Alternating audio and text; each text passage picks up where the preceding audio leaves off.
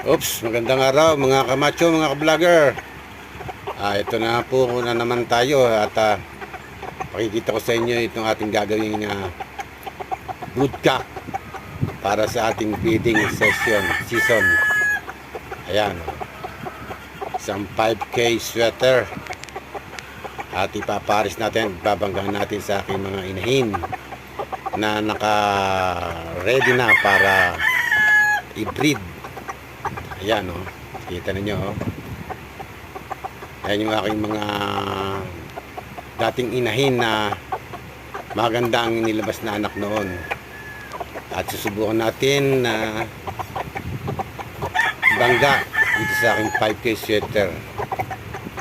Ayan, nakita nyo, napaka-pogi naman mga kamacho, mga vlogger. Yes, sana magtagumpay tayo at